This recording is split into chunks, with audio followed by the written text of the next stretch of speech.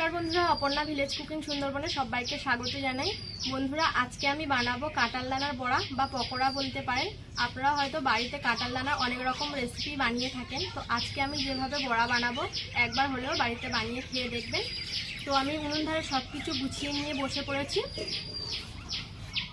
তো কাঁঠাল দানা বড়া বানানোর জন্য আমি এখানে নিয়েছি কাঁঠাল দানা। প্রথমেই কাঁঠাল দানা খোসা ওপরের এই সাদা খোসাটা ছাড়িয়ে নিতে হবে। তো কাঁঠাল দানাগুলো আমি বটি দিয়ে 4 টুকরো করে কেটে নেব, তাহলে খুব সহজেই কাঁঠাল দানার খোসাগুলো ছাড়িয়ে ফেলা যায়।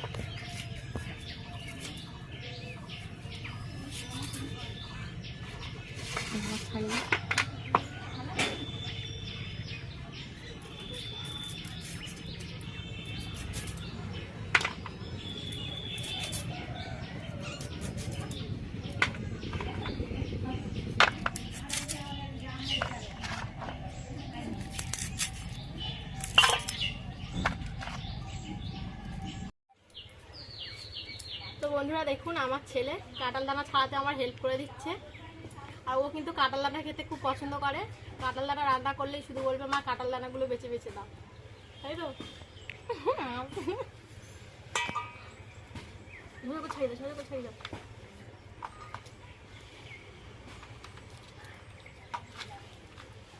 কাঁঠাল দানাগুলো সব ছাড়িয়ে নেওয়া হয়ে গেছে, এবার আমি জল দিয়ে ধুয়ে নেব।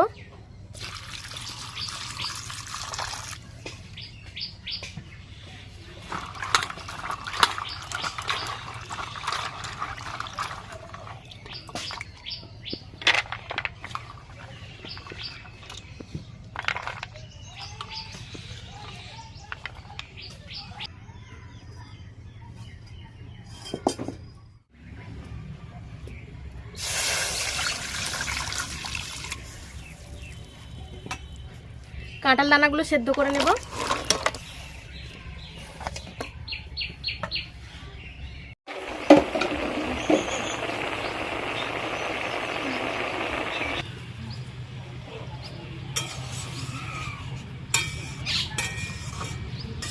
কাঁঠাল দানাগুলো সিদ্ধ হয়ে গেছে, এবার আমি তুলে নেব।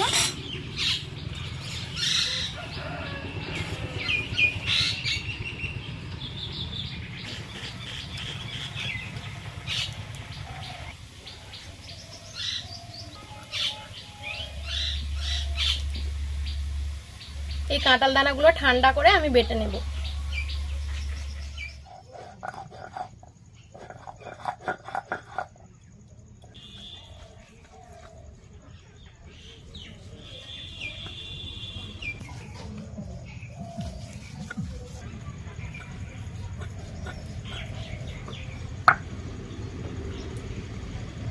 সব কাঁঠাল দানাগুলো বেটে নিয়েছি, আর আমি কিন্তু খুব মিহি করে বাটিনি, একটু গোটা গোটা আছে দেখুন।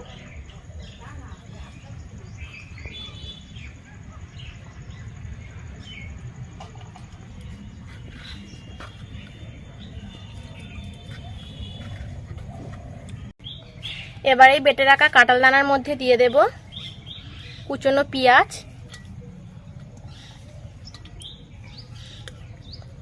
দুটো কাঁচা লঙ্কা কুচো কুচো করে কেটে নিয়েছি দিয়ে দেব। এবার দিয়ে দেবো আদা রসুন বাটা, দিয়ে দেবো 1 চামচ মতো সুজি, স্বাদ মতো লবণ, সামান্য একটু হলুদ গুঁড়ো, জিরে গুঁড়ো, দুটো শুকনো লঙ্কা ভেজে আমি এইভাবে হাত দিয়ে গুঁড়ো করে নিয়েছি, এগুলো দিয়ে দেব।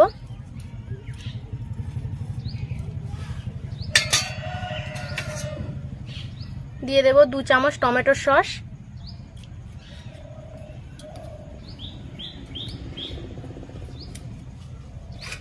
পরিমাণ মতো বেসন দিয়ে সবকিছু আমি ভালো করে মেখে নেব।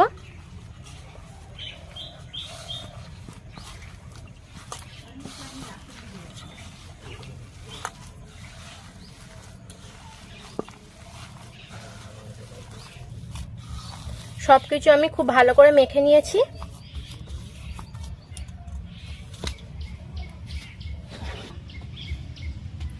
এবারে আমি বড়াগুলো ভেজে নেব।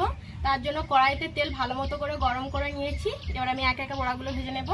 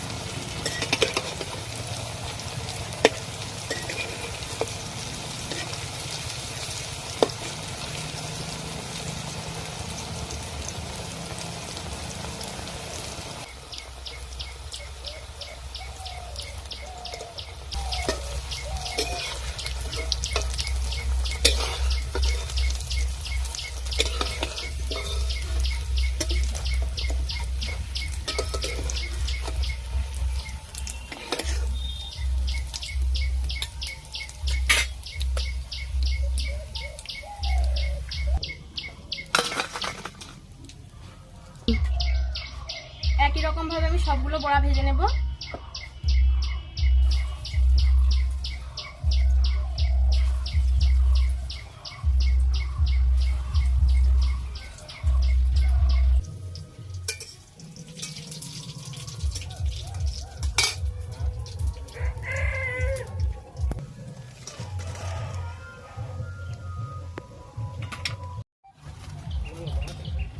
তো সবগুলো বড়া আমার ভাজা হয়ে গেছে।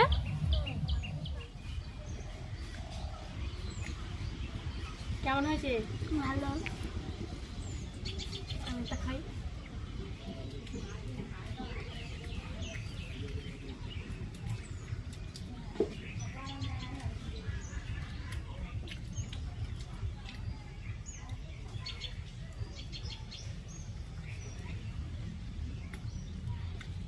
তো বন্ধুরা, কাঁঠাল দানার এই পকোড়া সত্যি খুব সুন্দর হয়েছে। তো আজকের এই রেসিপিটা যদি আপনাদের ভালো লাগে অবশ্যই একটা লাইক করে দেবেন। তো আজকের ভিডিও এই পর্যন্ত, দেখা হবে পরবর্তী ভিডিওতে। আপনারা সবাই ভালো থাকবেন, সুস্থ থাকবেন।